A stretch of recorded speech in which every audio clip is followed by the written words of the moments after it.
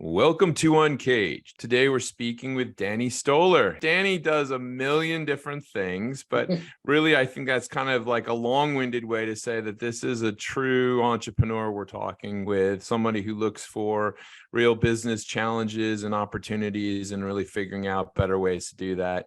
He has a ton of experience in doing that in several different business verticals, probably most notably the hospitality space.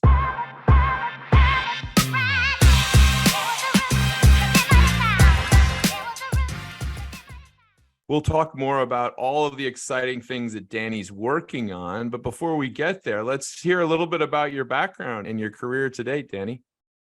Yeah, thank you so much. And it's a very nice way of you to describe my ADHD, but I'll take it. So I was born and grew up in Seattle, tried to go to journalism school for a little bit, loved the idea of storytelling, realized that the two jobs that I wanted at the Atlantic probably weren't going to be mine. And so I took a break from school and, like many people, started cooking as just a job, really, and pretty quickly caught the bug, pretty quickly realized that was the career that I needed to be in when I was 18. Ended up working my way through culinary school, worked for a couple awesome restaurants in the Seattle area. And then I was 26 and I said, you know what, restaurants are broken. The working conditions are really hard. The economic conditions are even harder. I want to get out. And I remember sending a cover letter to a startup based out of New Orleans. And I remember waking up the next morning and I got an email back and I was like, whoa, I was not expecting that. Ended up working for them as a traveling chef. So 26-year-old me flying all around the country, living out of a suitcase, having a great time. Very, very small expense account, but an expense account nonetheless. It was exactly what I needed to be doing. And once they realized their business model was not working, they moved me to New Orleans to kind of oversee their logistics. So I went from running one event per week or two events per week to 20 events per week, but through team members on the ground. Learned an incredible amount about the intersection of food and technology, not to mention how to motivate people from 10 states away with just a loose set of guidelines and expectations. And that was kind of how I got this idea of, like, how do we intersect food and technology? How do we make human-driven businesses easier? That company did unfortunately close. I ended up moving to the Bay Area, where I live now, worked for a company that was owned by Campbell's as a sort of startup incubator project. And they were like 23andMe meets Blue Apron. So you take a Lancet, you prick your little finger, drop of blood, mail it off, and they say, hey, Bant, you're really healthy, but you need to eat way more protein and way less carbs. Or you need to eat way more fat and way less. So it was super cool idea. I just don't think the product market fit was there. And that was my second startup that closed, and I realized, wow, I love this entrepreneurial drive. I love this building a company. It's kind of hard when other people are driving the ship. So as soon as I can, I want to get into that captain seat. Worked for a premier kind of consultancy agency in the Bay Area, servicing top 200 restaurant brands. And that's when I realized that there was a type of restaurant, there was a way to build a restaurant business that was a little bit easier to work in, that did have better economic conditions. Developed a hypothesis with a business partner, started a pop-up. So if you think about like the lean startup mentality, we put our MVP out there, we were cooking out of a wine bar, started selling out. Pretty quickly, we raised a little bit of capital, opened our first store in 2019, about 8 months before this thing called COVID. Pretty scary time to be a first-time restaurant operator, but fortunately, we were a pizza concept, operations were dialed, and we were focused on takeout and delivery. So COVID, if anything, was a boon for our business. Ended up opening 2 more stores on cash flow alone within 3 years.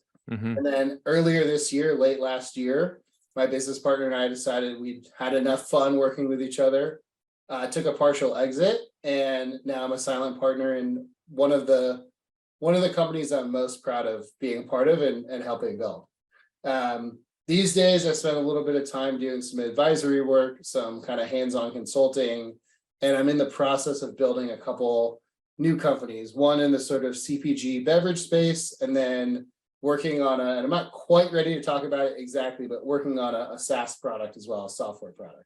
That's great. And what a range of experiences. And certainly, I think when you're presented with those interesting market conditions, you're able to find success. You have to deal with complicated changes on the ground in all of those various roles. You learn quick.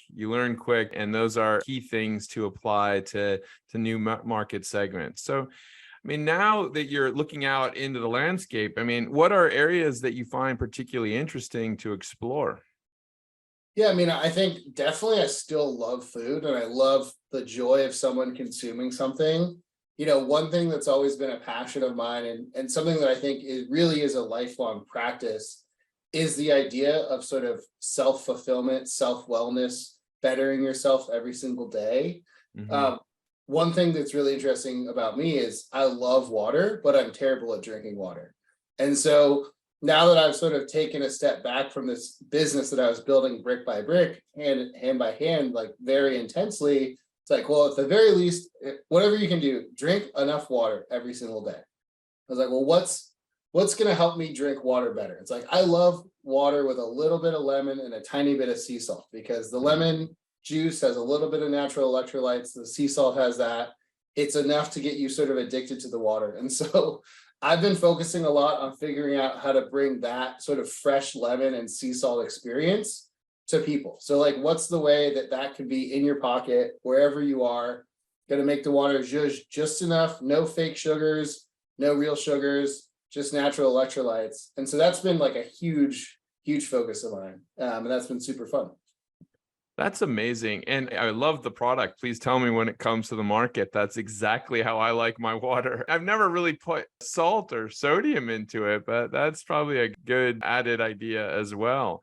Just a tiny bit, just enough Yeah. to like really wake up those electrolytes. Yeah, absolutely. But I mean, it's interesting. I mean, you've done a lot of stuff in this hospitality space, and I'd say that's an interesting one that's really set up with its own challenges in terms of how you apply technology, some of the labor issues that are there. I mean, where do you think we are in general in the broader hospitality space right now? We're almost certainly at an inflection point. I think pre-COVID, we saw it happening. COVID accelerated it, beat everyone over the head with it. I mean, look, it's a hard business from any part, from dishwasher to owner operator to, private equity firm that buys a company and often sucks the value out of it. It's just a really hard place to be. And I think one thing that I've seen, and we were talking about this before the show, is if you're working in the business, if you're a line level employee, if you're a manager, conditions are pretty tough. It's hard to find staff. The staff that are there are stretched thin because they have minimal coworkers. Right. Guests, I think during COVID were very kind and very understanding, and some have kept that ethos, and some are kind of like, COVID's over, like, get over it. And I think it's a really interesting place to be, because we're not going to raise food prices 100%. Like, no one's going to pay $25 for a Big Mac or what. I don't know how much McDonald's costs these days, but no one's going to accept that much of an increase in price. And as a business owner, I mean, you look at everything as an equation, right? So it's like input minus output equals profit. And so with that, the only sort of opportunity is continued innovation and continued automation, finding these efficiencies. So where are the places that as a consumer, you're willing to give up a level of service in exchange for a higher level of service elsewhere? And I think that also filters through to the employees. Like, someone in my network was like, hey, we have like a landlord who has a built out pizza place, which I ran a pizza joint. So that's why they called me.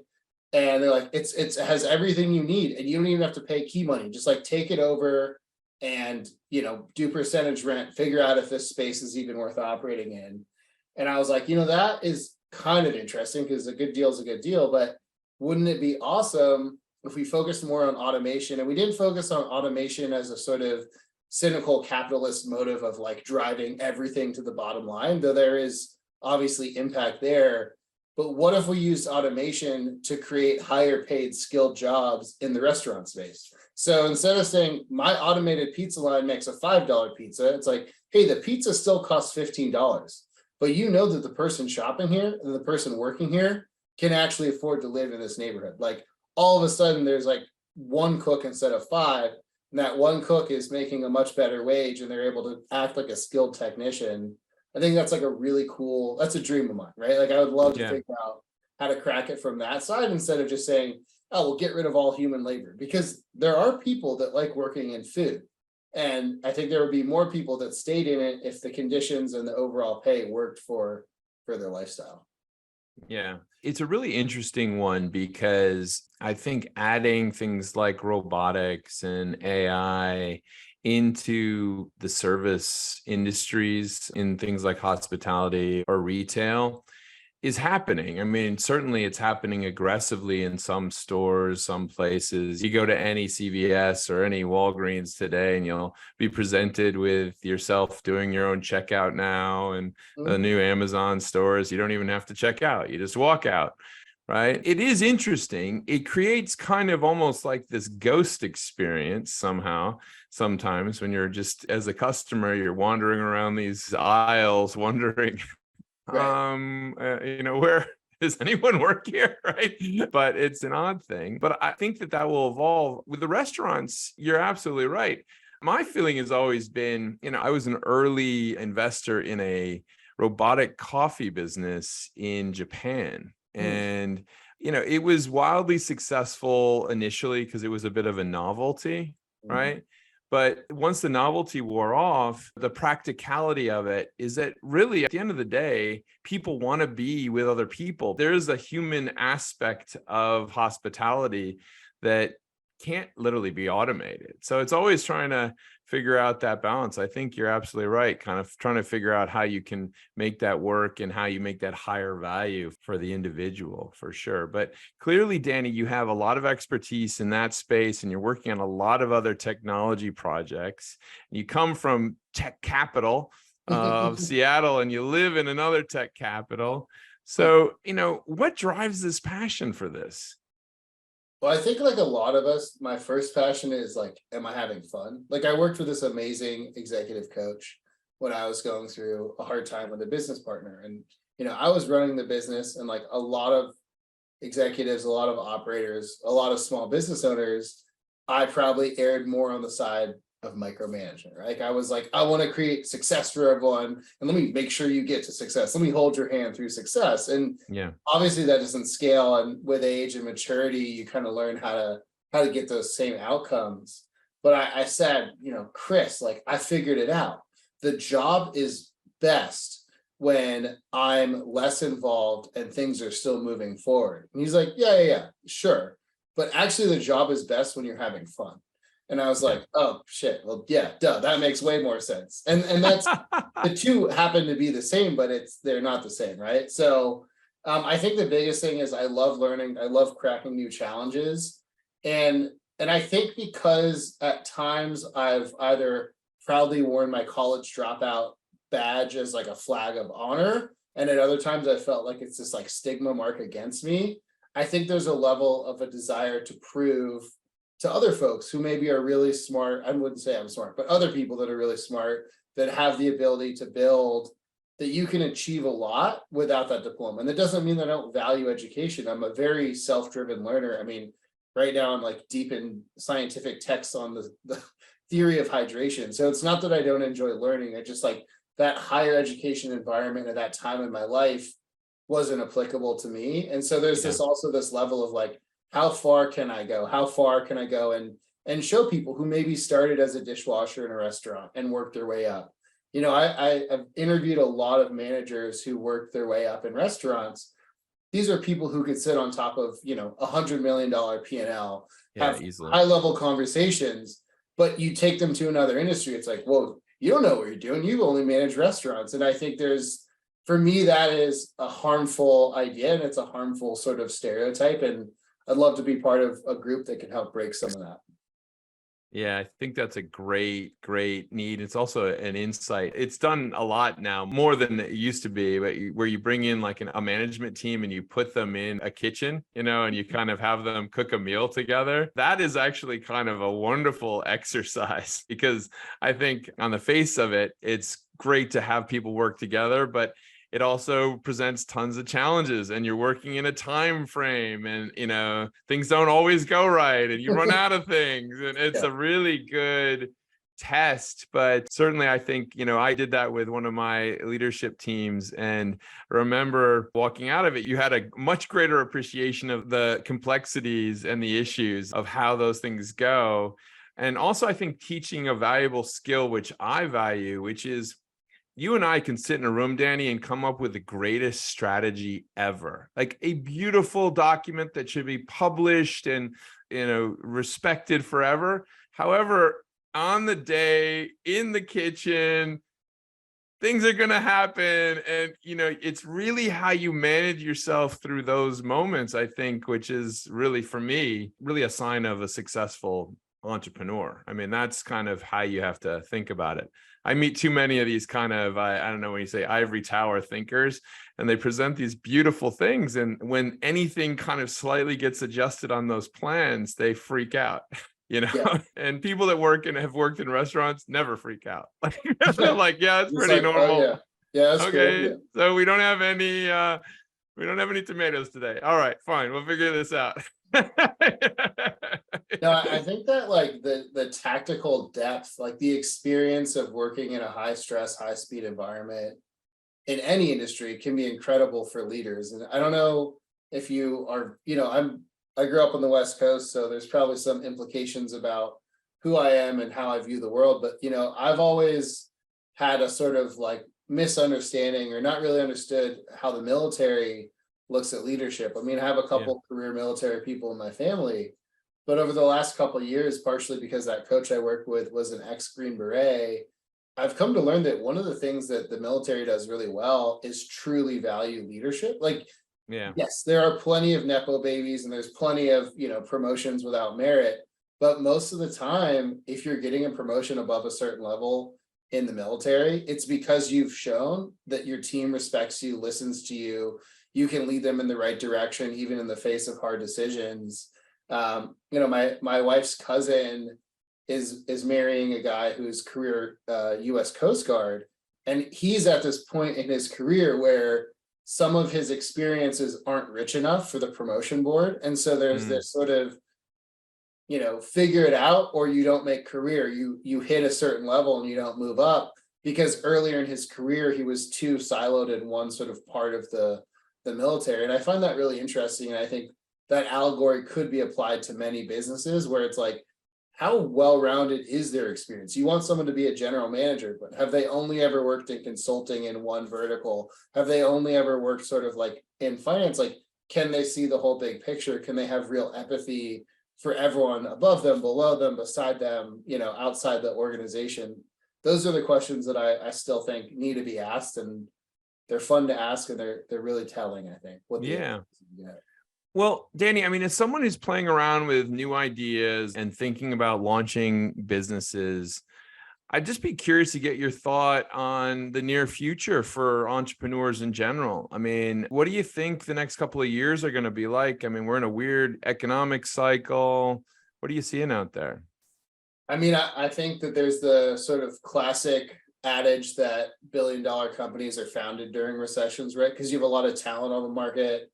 And I also think that the conditions for capital, while they're stricter than ever, mean that the ideas that are getting funded, at least in the VC space, are probably more likely to be profitable, right? So I think there's a certain level of evolutionary advantage here, which is like, if you can hunt in this environment, if you can grow vegetables in this drought, you're going to be better off in the long run.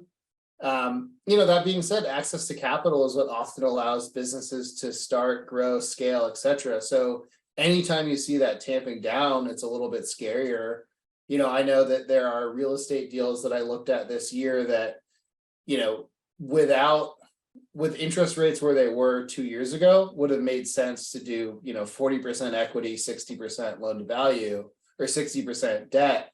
These days, you probably want to be closer to like 80% equity, 20% debt, just because servicing that interest is so much harder. So that alone should show you, how much harder it is to sort of get things off the ground, get these ventures going. But beyond that, I think there's just a level of, I don't know if you've experienced it, but the Silicon Valley as a whole can be a little bit frothy, right? Like you come up with an idea, you have the right name on your resume, boom, there's a $10 million raise. You know, there's plenty of people I know in my network who exited companies, got acquired during these sort of like more capital rich environments where they basically sold a prospect list and a Google sheet with a bunch of scripts on top of it for tens of millions. And like they got acquired and, you know, they got their cash out. So no harm, no foul, no hate, no shade. But I think it can make it so that the people that are operating currently have to be a lot tighter. And I think that's a good thing. It's an interesting one. I mean, you could talk about that venture space forever. I would say I've met some of the most gifted and talented people in that venture world. And yet at the same time, I can't help but question the way that they make decisions and the models that they create that just seem, in many cases, perhaps risk averse to the point that they almost prevent real ideas happening at times. So it's kind of a weird one, you know. But I used to manage that space for a very large company, and I would work with those guys a lot. And just kind of looking at their models, sometimes it'd be like, this is an odd one. But I agree. I think there's going to be a lot of exciting innovation. And Danny, I'm expecting some big innovation from you here. We've been talking about some really, really interesting topics. If someone wanted to get in touch with you to learn more about what you're working on and thinking about, where's the best place to reach you? I think definitely checking out my website, darling-deer.com. So darling as in I love you, darling, deer as in the I love you, deer.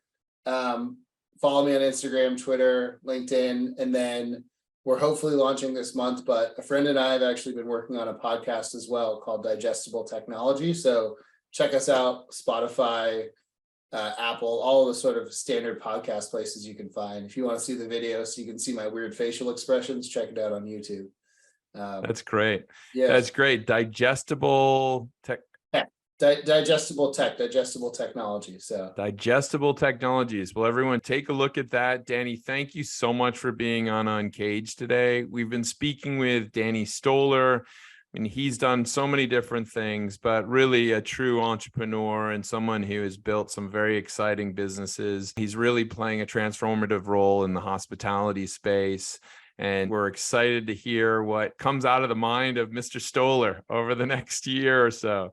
Thanks so much for being on UNCAGED, and we look forward to having you back. Thanks for having me.